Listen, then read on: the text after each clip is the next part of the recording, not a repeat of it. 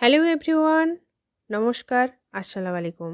BTS মেম্বারের শনিবারের schedule, তাই কোনো হার্ড ফিজিক্যাল ট্রেনিং হবে না।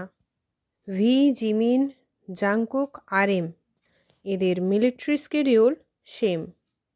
শনিবারের শিডিউলটা সেটা হলো সাপ্লিমেন্টারি এডুকেশন ট্রেনিং আর আছে পার্সোনাল মেনটেন্যান্স টাইম। শনিবারে তাদের ফোন চালানোর সুযোগও দেওয়া হয়েছিল। একজন কোরিয়ান আর্মি শেয়ার করে বলেছে যে ভি এর 16ই জানুয়ারি গ্র্যাজুয়েশন সেরেমনি আছে, আর 18ই জানুয়ারি ভি এর 5 সপ্তাহের বেসিক ট্রেনিং কমপ্লিট হয়ে যাবে। তারপর ভি 3 সপ্তাহের মতন SDT ট্রেনিং নেবে। তারপর ভিকে মিলিটারি ক্যাম্পে নিয়ে যাওয়া হবে। তারপর সেখানে ভি তার এনলিস্টমেন্ট কমপ্লিট করবে।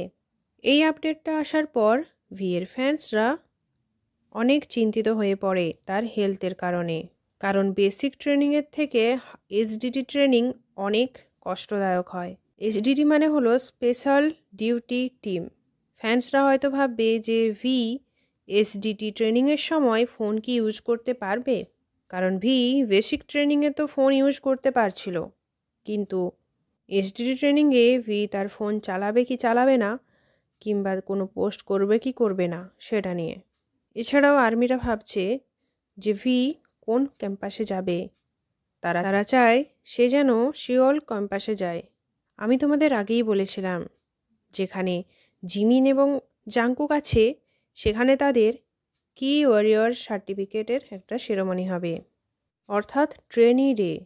যদি সেই ভিডিওটা না দেখে থাকো তাহলে BTSের আপডেট প্লেলিস্টে গিয়ে দেখে নিতে পারো। জিমিন এবং জাংকুকের নতুন ফটো এসেছে, এই দেখো গ্রুপ পিকচার।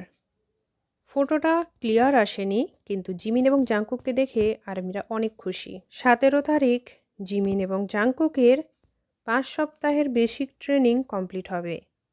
জিমিন আর জাংকুককে দেখে মনে হচ্ছে তারা এত ঠান্ডাতেও, এত কোল্ড থাকা সত্ত্বেও তারা এত হার্ড ট্রেনিং কমপ্লিট করেছে। আজকের মতন এতটুকুনি। ভিডিও ভালো লাগলে প্লিজ লাইক, শেয়ার এবং সাবস্ক্রাইব।